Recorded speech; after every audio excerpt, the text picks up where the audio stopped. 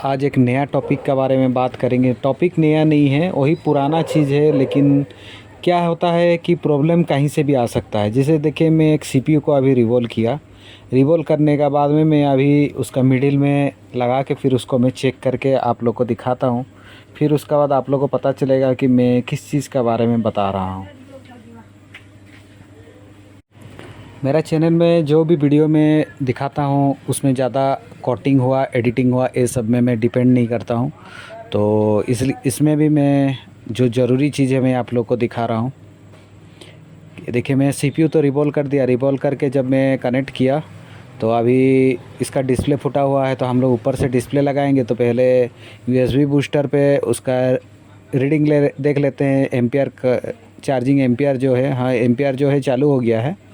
तो सीधा अभी डिस्प्ले को लगा के मैं आप लोग को दिखाता हूँ। मैं क्या चीज़ आप लोग को दिखाना चाहता हूँ, हम लोग क्या मिस्टेक करते हैं। देखिए, वीडियो में छोटा सा चीज़ है, बेसिक चीज़ है, लेकिन जब तक आप वीडियो को अच्छा से देखेंगे नहीं तब तक आप लोगों को समझ में नहीं आएगा। मैं तो अभी डिस्प्ले लगा दिया, क्योंकि मैं बाद में इसलिए ऑडियो दे रहा हूँ कि मेरे को प्रॉब्लम दिखा, इसलिए मैं रिकॉर्ड करके रखा था। तो मैं बोला कि नई चीज़ को दिखाना ज़रूरी है, ताकि कोई इस टाइप का प्रॉब्लम अगर किसी के पास आ जाए तो वो तुरंत सॉल्व कर सकते हैं। देखिए, मेरा चार्जिंग लोगो पे आ गया।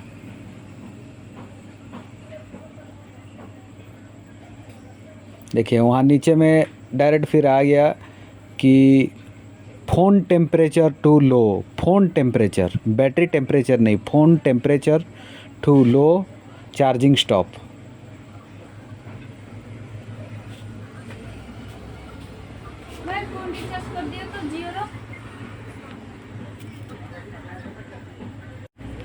ये जो प्रॉब्लम है, आप लोग सोचते होंगे कि ये 1.8 लाइन का प्रॉब्लम हो गया क्या। एक्चुअली में ये प्रॉब्लम वहाँ से नहीं होता है। जब हम लोग सीपीयू को रिवॉल्व करते हैं तो कहीं ना कहीं कुछ मिस्टेक, जैसे कि हम लोग बोर्ड में डायरेक्ट फिटिंग कर देते हैं, वैसा डायरेक्ट फिटिंग नहीं करना चाहिए। मैं आप लोग को दिखाता हूँ मैं क्या गलती किया जिसके लिए ये प्रॉब्लम आया। तो अभी पहले फिर से बोर्ड को बाहर निकालते हैं। देखिए, सीपीयू कंपनी खुद लगाता है और खुद बोर्ड को रेडी करके देता है, लेकिन सीपीयू का ऊपर में थर्मल पैड, फिर उसका ऊपर टीना, सब कुछ लगा के देता है ताकि सीपीयू प्रॉपर हीट ना हो, सेफ्टी रहे। तो लेकिन मैं थर्मल पैड उसमें नहीं लगा था, मैं सिर्फ अभी थर्मल पैड लगाया। अब कंपनी भी ये टीना लगाता है, हम चाहेंगे तो ये टीना को भी लगा सकते हैं, लेकिन अभी हम टीना को लगाएंगे नहीं। सिर्फ एक एग्जाम्पल के लिए मैं दिखा दे रहा हूँ। टीना को प्रॉपर जैसे खोले थे वैसे ही हम लोग लगा सकते हैं। अगर हम कटर से नहीं काटेंगे, कटर से ना काट के अगर टीना को हीटिंग से खोलते हैं तो टीना को हम लोग फिर से लगा भी सकते हैं। तो अभी हम टीना को नहीं लगाएंगे, सिर्फ बोर्ड को ही फिटिंग करते हैं। और थर्मल पैड जो था उसको मैं लगा दिया हूँ, क्योंकि बिना थर्मल पैड का हो सके मेरा कोई कंपोनेंट्स डायरेक्ट बॉडी में टच हो रहा है, कुछ भी दिक्कत हो जा रहा होगा कहीं ना कहीं, तो 1.8 लाइन में दिक्कत दिखा रहा है। तो उसमें बैटरी टेम्परेचर टू लो ना दिखा के फ़ोन टेम्परेचर टू लो दिखा रहा था। तो अभी फिर से लगा के देखते हैं हमारा प्रॉब्लम जो है सॉल्व हुआ या नहीं। चार्जर, देखिए कुछ कुछ बेसिक चीज़ है जो कि जानना बहुत ज़रूरी है। ये जो मोबाइल था इसमें भी प्रॉब्लम अजब था, उसको भी मैं ठीक किया हूँ, इसका भी वीडियो आएगा। देखिए, अभी देखिए चार्जिंग लोगो आया, फिर चार्जिंग का बैटरी इंडिकेशन भी आ गया, लेकिन बैटरी तो लो चार्ज है। तो ऑन हो रहा है कि नहीं एक बार देखते हैं। देखिए, ऑन नहीं होगा क्योंकि बैटरी चार्ज नहीं हो, नीचे में लिख भी दे रहा है। तो थोड़ा सा वेट करते हैं।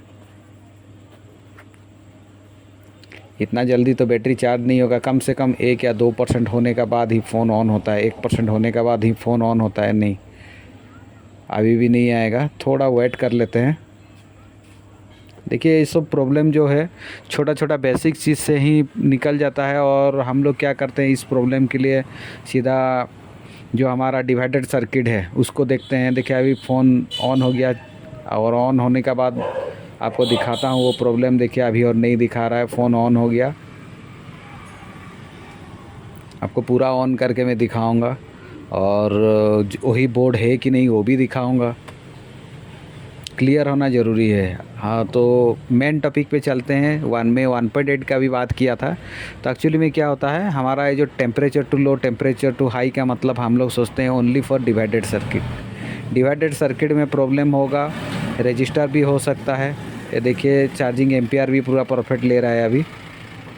तो डिवाइडेड सर्किट में प्रॉब्लम होने से भी वो होता है, प्लस पावर आईसी प्रॉब्लम होने से भी होता है। तो कहीं कभी कभार सीपीयू ड्राई होने से भी वैसे होता है, क्योंकि वो लाइन जो है सीपीयू को जाता है डिवाइडेड सर्किट बनने का बाद, पावर आईसी से आके डिवाइडेड सर्किट बन के फिर सीपीयू को जाता है। तो कहीं ना कहीं हमारा वो लाइन में प्रॉब्लम हो जाता है। तो अभी जो हमारा प्रॉब्लम था, हम सिर्फ सीपीयू का ऊपर पेड़ नहीं लगा हुआ था, तो हम पेड़ को लगा दिए, तो फिर जो प्रॉब्लम था सीपीयू थोड़ा सा हाइट हो गया, पेड़ उसका जो टेम्परेचर कंट्रोल करना है वो भी करना चालू कर दिया। ये देखिए अभी 3% चार्ज है। वही बोर्ड है कि नहीं मैं आप लोग को फिर से दिखा दूंगा। सीपीयू जो है वन टाइम में कैसे सक्सेसफुल रिवॉल्व पाएंगे और नीट एंड क्लीन फिनिशिंग, इसका भी वीडियो मैं बार बार बोलते आ रहा हूँ, वीडियो दूंगा लेकिन रेडी नहीं हो पा रहा था। अभी धीरे धीरे आधा हो गया है, तो अभी ये हो गया चालू। मैं आप लोग को बोर्ड एक बार दिखा देता हूँ, वही बोर्ड है या नहीं। देखिए छोटा सा चीज़ था, अगर हम लोग अभी इसका डिवाइडेड सर्किट को ढूंढ के बैठते तो कुछ फ़ायदा नहीं होता, सब चेक करके ख़त्म कर देते, तब भी प्रॉब्लम सॉल्व नहीं होता। वही बोर्ड है कि नहीं मैं आप लोग को दिखा देता हूँ। ये देखिए सिर्फ मैं थर्मल पैड को लगाया और प्रॉब्लम सॉल्व हो गया। तो कहीं ना कहीं कोई कंपोनेंट्स टच हो जा रहा था, या तो टेम्परेचर टू लो का मतलब है कि बोर्ड में टेम्परेचर हाई हो जा रहा है, इसलिए लो करने के लिए वो कमांड कर रहा है। तो इसलिए मैं उसका थर्मल पैड को ही डायरेक्ट लगा दिया, क्योंकि उसको लगा के चेक करना बहुत ज़रूरी है जब हम लोग सीपीयू रिवॉल्व करते हैं।